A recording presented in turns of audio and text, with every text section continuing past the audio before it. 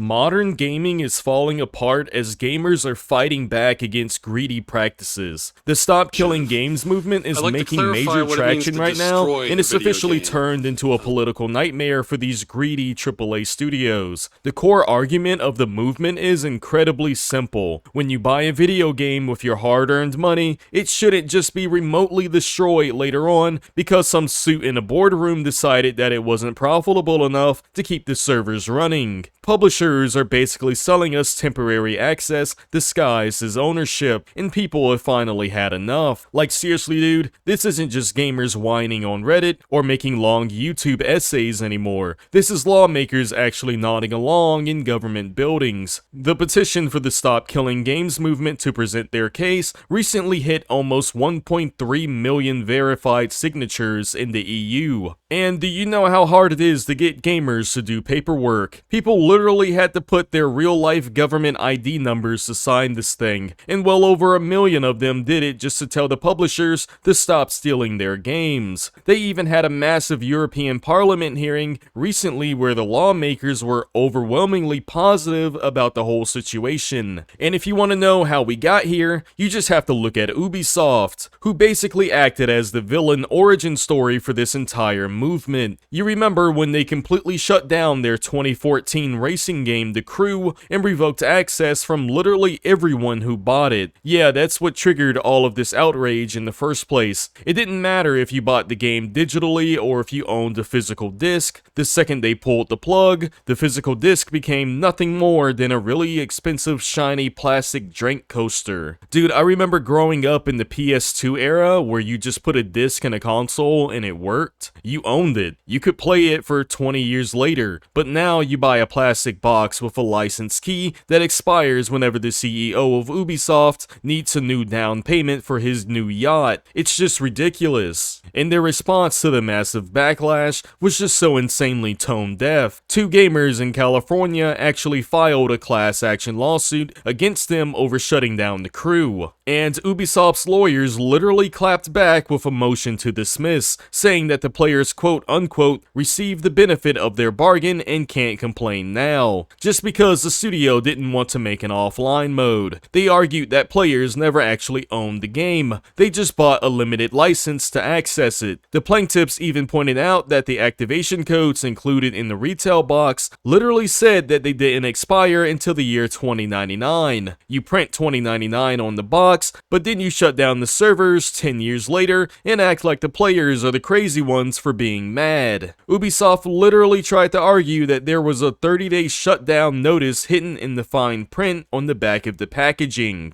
They are basically telling gamers to get comfortable with not owning their games. Nobody in this movement is asking for multiplayer servers to run forever on the company's dime. We're just asking you not to delete the single player or core components of what people already paid for. And the funniest part is that Ubisoft actually backtracked slightly and announced that they were adding offline modes to The Crew 2 and Motorfest because they were scared of the PR nightmare. But the original game that started this whole mess, well, that's still dead. It's still gone. The contradiction is just wild to me here. This whole situation is just shining a massive spotlight on how broken the modern live service model actually is. The industry has been quietly proving the movement right by dumping out all this live service fatigue slop. These companies design games to run forever, demanding constant player engagement and endless microtransaction monetization, but gamers are just exhausted. Look at Marathon for like an example. Bungie and Sony dropped well over $200 million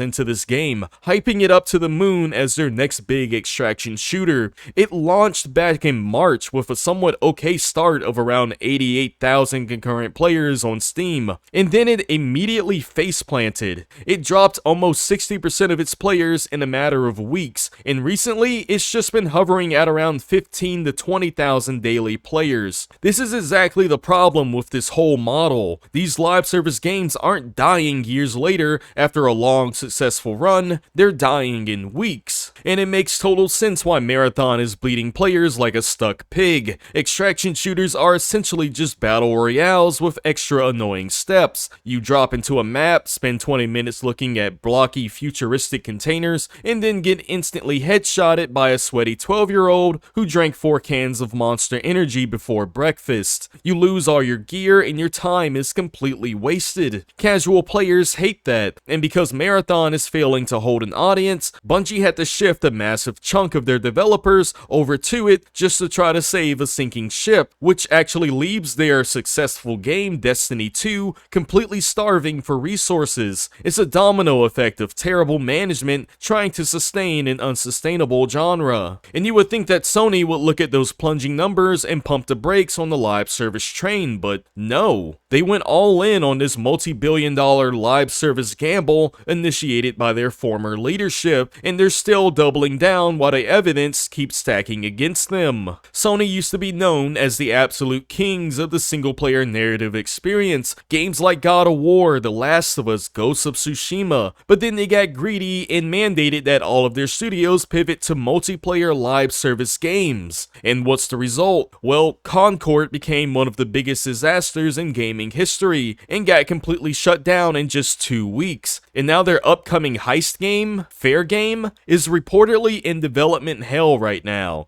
The external playtest apparently went so poorly that the studio head, Jade Raymond, just straight up left the company. And you know what the most ironic part about Fair Game is? It's literally a game about robbing the ultra rich to quote unquote rebalance the scales. The absolute irony of a multi-billion-dollar mega corporation like Sony making a game about eating the rich while simultaneously charging you $70 for temporary slop and shoving microtransactions in your face is just peak out of touch modern gaming. They're terrified to make complete standalone experiences, so they just keep trying to chase trends that are already dead. Meanwhile, games like Resident Evil Requiem or Helldivers 2 are out here succeeding because they actually prioritize being fun and respecting the player's time. Yeah, Helldivers 2 and Arc Raiders are actually out here acting like trendsetters and paving the way for all of these copycats to try to swoop in, but it seems like all they're able to do is get their studios shut down. So now you have all these major developers sweating bullets over the Stop Killing Games movement, and they keep running to gaming journalists to make excuses. You see developers arguing that adding offline modes isn't always easy. They say it's too complicated because the game's logic is tied to external servers, or they claim it's too expensive, or they bring up weird third-party licensing deals like expired music tracks or car brands. And yeah, sure, those are real business concerns if you try to duct tape an offline mode together at the very last minute, but the movement counters that point perfectly. The costs and effort are actually incredibly small if you just plan for an end-of-life offline mode early in the development cycle. So now you've got this clean conflict where the industry is crying like, this is too complicated, and the consumers are looking right back at them saying, yeah, but you chose to make it complicated. You chose to build your game completely reliant on always online servers just so you can enforce a battle pass and track user data. If music licenses expire, just patch the songs out of the game. If hosting servers is too expensive, just give us peer-to-peer connection options so we can host games with our friends. We used to do this 20 years ago. It's not some lost alien technology. Publishers are just terrified of game preservation because the US Copyright Office basically admitted that preserved video games would be used for recreational purposes. They don't want you playing old games, they want you buying new slop. It really comes down to the bigger picture here. For years, the gaming industry has been slowly shifting away from selling products and moving towards just renting access. It's the same exact psychological shift we saw in the movie and music industries with streaming platforms, but there's a massive difference. When Netflix removes a movie from their platform, it sucks. but you were only paying a flat monthly subscription for access to a massive library. A video game is something you individually bought for $70 to $100. Imagine buying a physical Blu-ray movie, putting it on your shelf, and then 5 years later, the movie studio breaks into your house and snaps the disc in half. That's exactly what Ubisoft and these other publishers are legally trying to justify. But gamers are waking up to the fact that they are buying temporary experiences, and now governments are actually stepping in to decide if that's even legally allowed. If the movement succeeds and passes in the EU, games might be legally required to have an end-of-life plan. Offline modes could become the absolute standard once again, and live service design might fundamentally have to change forever. It could actually force publishers to make games that are designed to exist as a piece of permanent art rather than a temporary storefront. But if it fails, these massive corporations get to keep full control. They will keep selling you $70 licenses disguised as physical games, and more games are just gonna disappear permanently into the digital void. The ball is finally in our court though, and these publishers are shaking in their boots hoping that we forget about it. Anyway, this is RageWatch, and I'm out. Thanks for watching.